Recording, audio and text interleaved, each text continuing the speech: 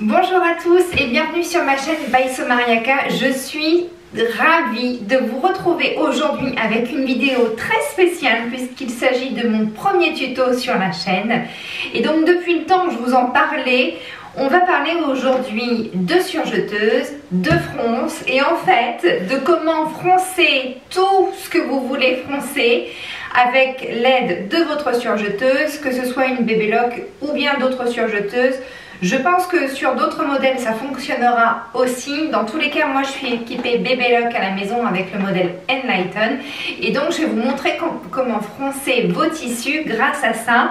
On va voir deux choses, on va voir froncer un seul et même tissu et vous pouvez aussi avoir une option avec un pied spécifique pour froncer, pour assembler deux tissus et froncer un premier tissu et laisser le deuxième classique en fait sans fronce. Voilà, donc je vais vous montrer ces deux astuces là, vous allez voir, ça va vous changer la vie.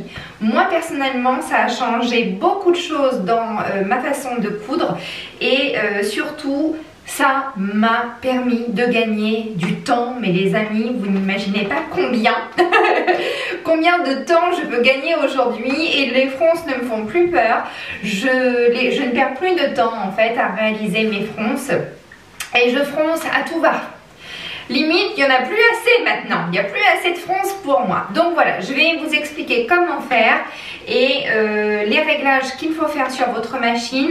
Je vous laisserai essayer également de votre côté si vous n'êtes pas équipé Baby Lock, mais franchement il s'agit de réglages, donc je pense que vous pouvez tout à fait trouver l'équivalent sur votre surjeteuse à la maison.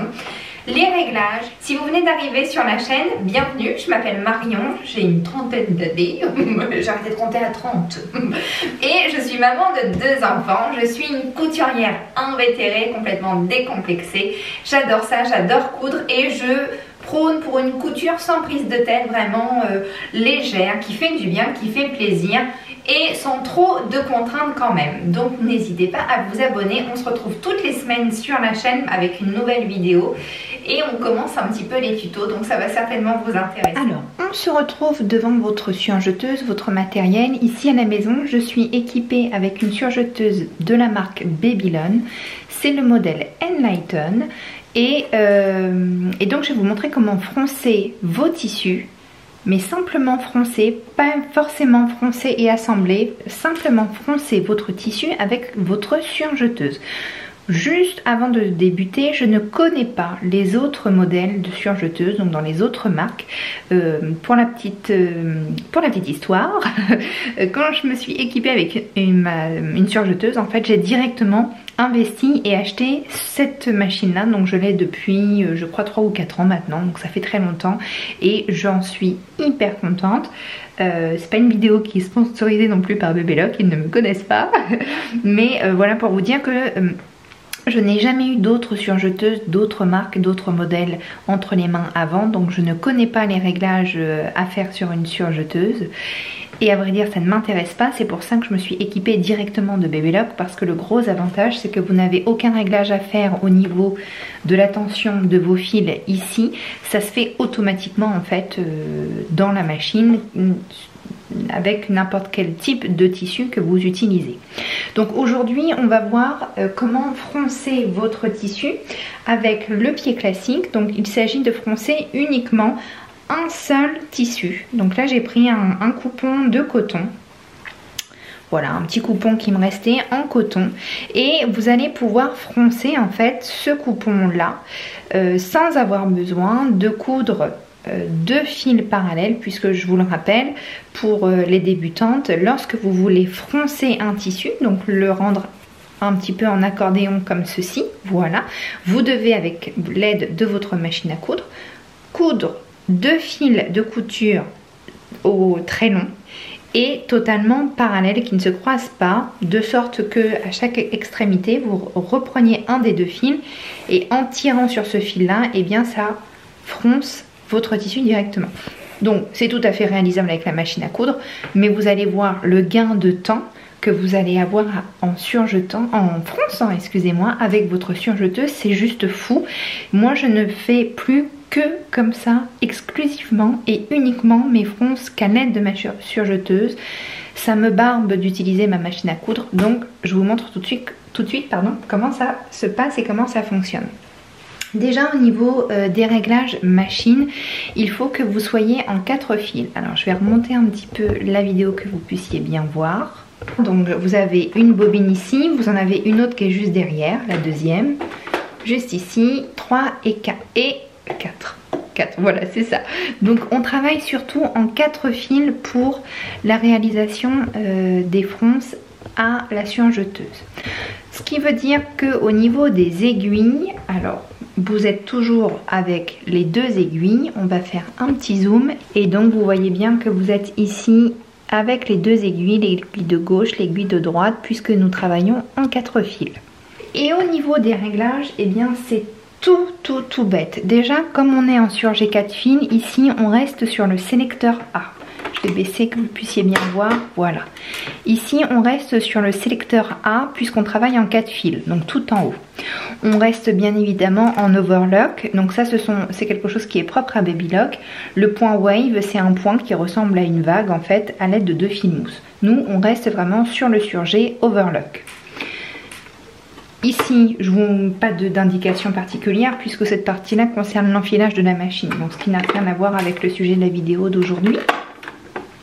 Là où ça va changer, ça va être à ce niveau-là, au niveau du différentiel. Le différentiel, actuellement, il est sur N, il est neutre. Nous, pour pouvoir froncer, on va le mettre sur 2.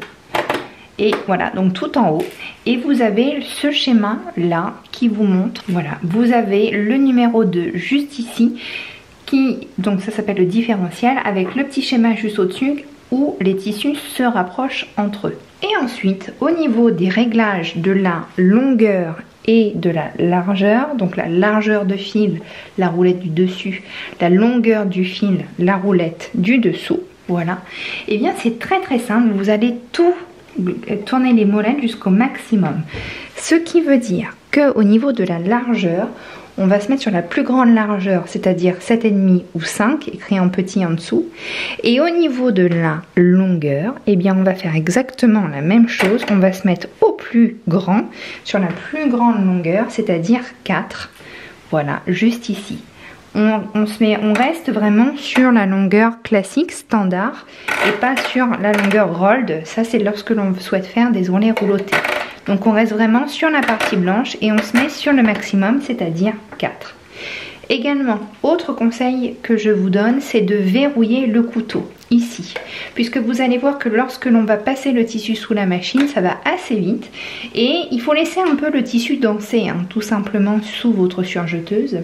Si vous laissez le couteau actif, comme le tissu a un peu tendance à danser de temps à autre, il y a un risque en fait que vous mettiez un coup que le couteau en fait ne mette un coup au mauvais endroit sur le tissu et fasse une découpe qui n'était pas on va dire espérée, une découpe que l'on ne souhaitait pas à cet endroit là. Donc moi je vous conseille vraiment de le verrouiller, voilà, juste ici, et avant de commencer et d'appuyer sur votre pédale avec le volant qui se trouve là, vous faites quelques mouvements toujours en avant, hein, bien évidemment, voilà, pour amorcer au moins la machine et qu'elle soit prête à, eh bien, à froncer. Et donc bah, on y va, en fait c'est tout simple, hein. Je prends mon coupon, donc là imaginons je veux le froncer ici au niveau dans le bon sens des motifs. Je l'insère sous mon pied, voilà, je l'insère sous mon pied de biche. Le pied de biche, c'est celui qui est d'office installé sur votre machine. Vous n'avez pas besoin d'avoir un pied de biche spécifique pour froncer vos pieds. Vous laissez celui que vous avez là pour froncer votre tissu. Et donc là, eh ben on va commencer, on y va. Et vous voyez, en fait, le tissu, il peut avoir tendance à danser et surtout, il va plus vite que d'habitude.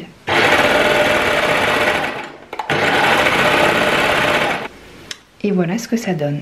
Votre tissu est totalement froncé, donc si je me rapproche, voilà.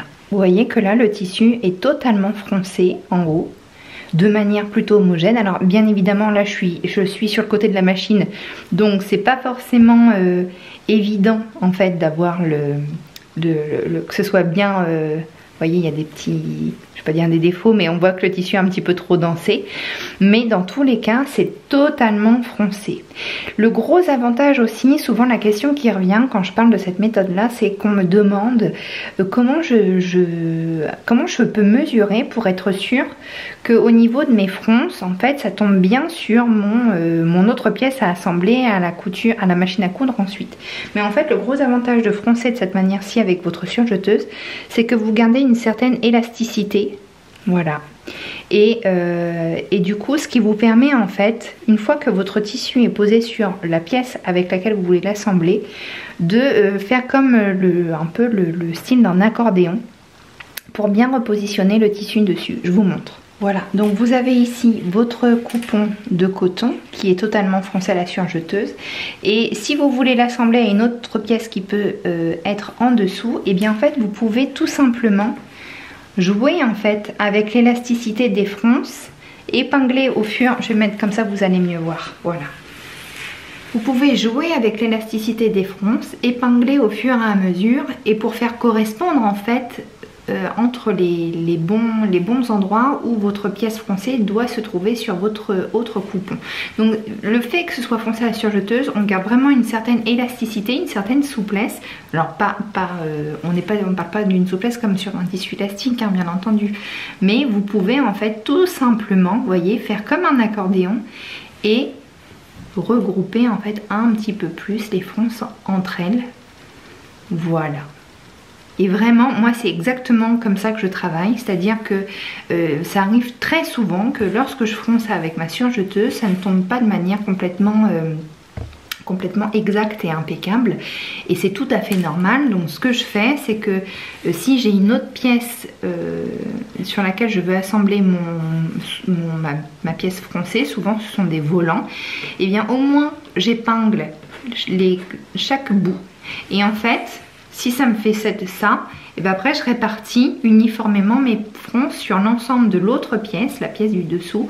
J'épingle ou je clip et je passe tout ça sous la machine à coudre et c'est nickel. Pour terminer sur les fronces, il existe avec la Bébé Loc un set de pieds presseurs spécifiques, dont un qui vous permet de froncer et d'assembler en même temps.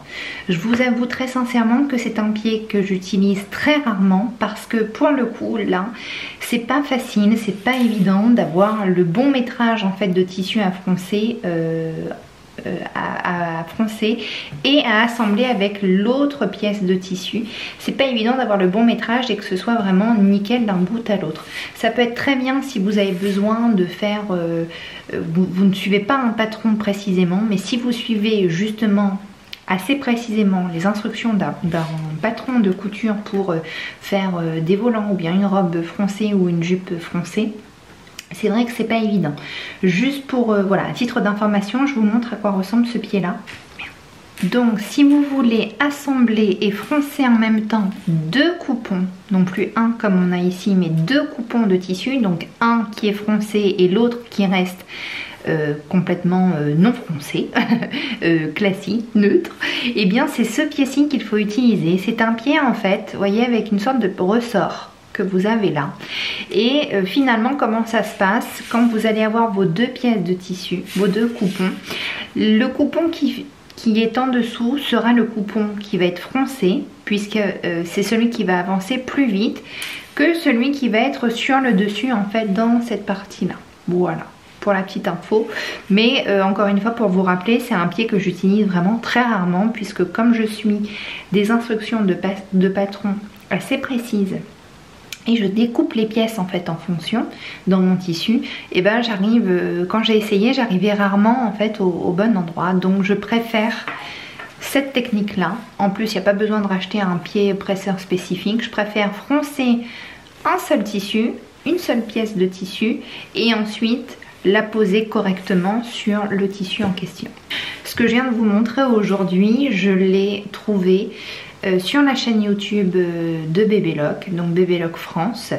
Et donc je crois que c'est Katia. C'est Katia en fait qui donne plein de tutos. C'est une vraie source et une vraie mine d'informations surtout.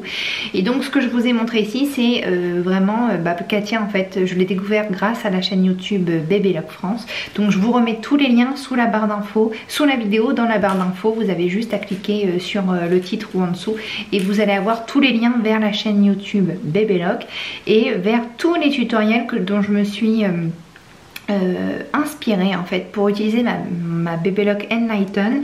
Les tutoriels en question ont été faits par la chaîne Bébéloc, ont été faits sur un modèle de type Gloria, mais pour la partie surjeteuse c'est tout à fait adaptable à votre Enlighten ou à votre Acclaim aussi il me semble. Pour terminer, n'hésitez pas à me spécifier en commentaire si ce que je vous ai montré est aussi applicable et réalisable sur votre surjeteuse d'une autre marque hors Bébéloc. Ça m'intéresse parce que à ce jour je n'ai pas encore de retour. Pour moi oui, je pense que oui, ça peut être tout à fait réalisable et j'espère que vous allez être nombreuses et nombreux à tester cette méthode là. Donc n'hésitez pas à me faire vos retours en commentaire sous la vidéo. Voilà, ça me fait toujours plaisir et je vous remercie. Et bien voilà, on a fini avec le tuto sur comment froncer à l'aide de votre surjeteuse. J'espère que ça vous a plu, j'espère que vous avez appris des choses notamment et j'espère que je vous ai fait gagner du temps. C'est vraiment le but, c'était vraiment le but de ce tuto là. Vous avez vu, c'est vraiment tout bête, c'est vraiment tout simple. Il n'y a rien de farfelu en fait dans la réalisation et je vous assure que vous gagnez du temps. Moi je prends encore plus de plaisir à réaliser mes projets couture grâce à ce réglage là. Donc voilà, je suis contente de l'avoir partagé avec vous aujourd'hui. Et puis on se quitte ici pour la vidéo, mais si vous voulez me suivre sur Instagram, n'hésitez pas à venir me rejoindre, je publie très régulièrement et je partage encore bien plus de choses avec vous. Donc voilà, n'hésitez pas à nous rejoindre sur Instagram. Vous avez tous les liens dans la barre d'infos, c'est juste sous la vidéo. Regardez, vous avez, maintenant je vous mets un lien des patrons, lien des tissus, lien de tout ce que vous voulez. Les liens de tout ce dont je vous parle dans la vidéo. Donc voilà, vous cliquez là-dessus et vous avez tout plein d'infos sur, et bien sûr moi, mon matériel de couture. Et puis voilà, un petit peu de tout ce que l'on parle dans la vidéo. Je vous laisse ici pour aujourd'hui. Je vous embrasse bien fort, je vous envoie 1000 baisers. Mouah. Je vous fais plein de gros bisous et à très bientôt pour une prochaine vidéo. Ciao!